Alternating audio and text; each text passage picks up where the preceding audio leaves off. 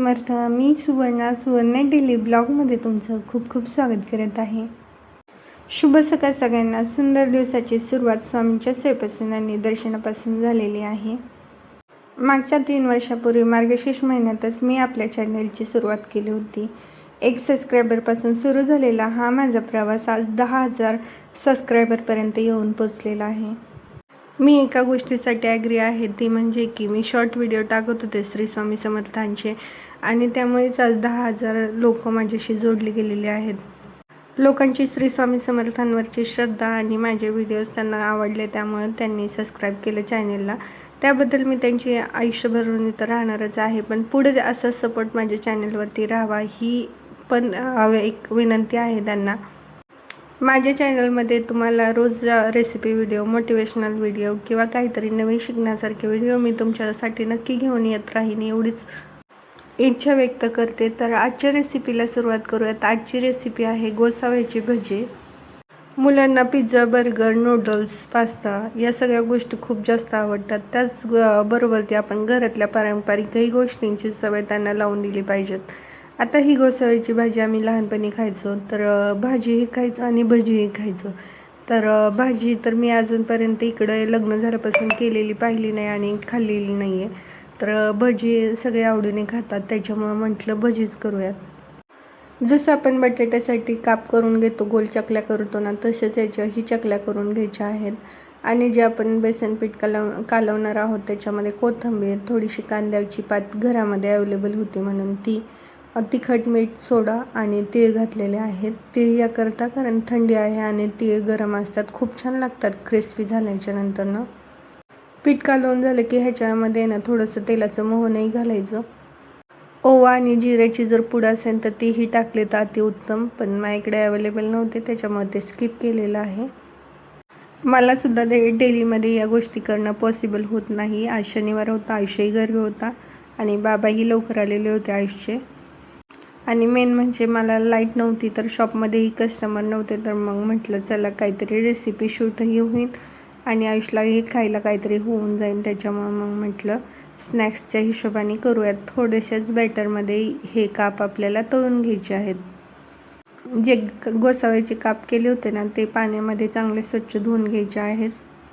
हे थोडंसं चिकट प्रमाणात होतं बरं का तळल्यानंतर, पण खायला ते एकदम भारी लागतात.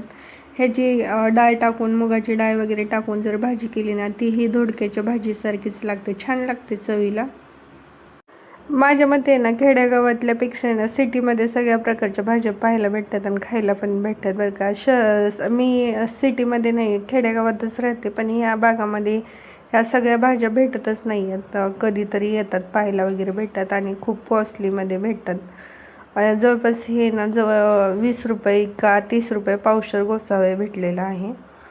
गवार, शेवग्याची शेंग याची कॉस्ट इतके वाढलेले आहे. 40 रुपये पावशेर, 50 रुपये पावशेरच्या खाली अजिबात देत नाही आहेत सध्या तरी.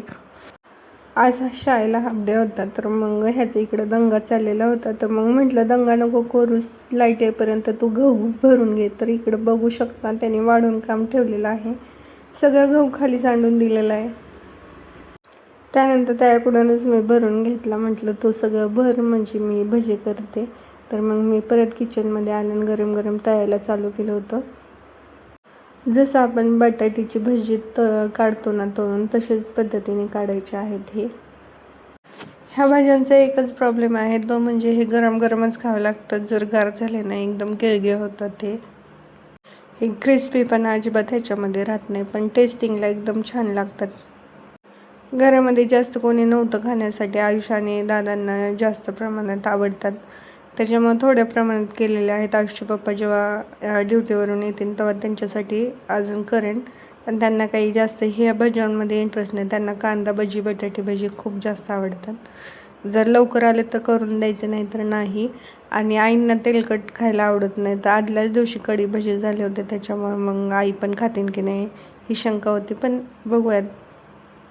पार्लरच्या कामामुळे मला अजिबात रेसिपी वगैरे शूट करायला वेळ भेटला नाही आणि त्यात आयुषलाही काहीतरी नवीन करून देण्यासाठी वेळ भेटला नाही. मध्ये आधी पास्ता वगैरे तसं करून देणं झालंच, चायनीज बनवून दिलं होतं, पण असं काही नवीन या आठवडाभरामध्ये काहीच झालं नव्हतं. तर मग म्हटलं चला आज काहीतरी वेगळं भजी वगैरे करूयात. आज पण जर लाईट नसती गेली तर हा पण प्रोग्राम फसला असता. जर लाईट असते ना तर लगेचच कस्टमर येणार होतं. तर लाईट 3 वाजता येणार होती. तर म्हटलं त्यावेळेपर्यंत होऊन जाईन या गोष्टी. सगळ्या बाजूनी छान असं खरपूस भाजून घेतलेलं आहे, तळून घेतलेलं आहे.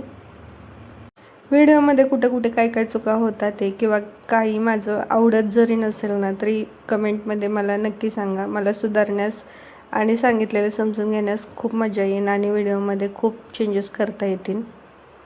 नवीन काहीतरी शिकायला भेटेल त्याच्यामार्फत. व्हिडिओची सुरुवात केली होती त्या टायमिंगला आहे ना मी घरी होते. तेव्हा पार्लर वगैरे काहीच नव्हतं. पार्लर करायचे पण घरातून करायचे. मग त्या टायमिंगमध्ये जेव्हा हे काम चालू केलं होतं तर ते मला आत्ता शेवटापर्यंत न्यावं अशी माझी पूर्ण इच्छा आहे. एखादं काम हातात घेतलं आणि त्या अर्ध्यावरती सोडायचं असं मला बिलकुल आवडत नाही. तर मग म्हटलं आत्ता व्हिडिओमध्ये ग्रोथ होत आहे, सबस्क्रायबर आपल्याशी जोडले जात आहेत. तर मग कंटिन्यू व्हिडिओ ही जेव्हा टाईम भेटेल तेव्हा आपण व्हिडिओ शूट करून एडिट करून पोस्ट करत जावं. त्यात तुम्ही मला पूर्ण साथ दिली तर आणखी छान वाटेल. तर इकडं मस्त असे आपले क्रिस्पी गोसाव्याची भजी तयार झालेली आहेत. मस्त असं शेजवान चटणी बरोबर सर्व केलेले आहेत. आयुषला विचार काहीतरी बनवलंय सरप्राईज. कसे झाले सांग. मस्त झाले ना. चल आईला विचार, आईचं रेकॉर्डिंग. खाली बस की खावा. चटणी तू खाली बस की दोघं करा. असं का? असे चांगले झाले का? चांगली झाली. कसं वाटला गोसाव्याच्या भज्यांचा रेसिपीचा व्हिडिओ नक्की कमेंटमध्ये सांगा. व्हिडिओ जर आवडला असेल तर लाईक शेअर सबस्क्राईब करायला विसरू नका. भेटूयात अशा छानशा व्हिडिओसोबत पुढच्या व्हिडिओमध्ये. तोपर्यंत बाय बाय.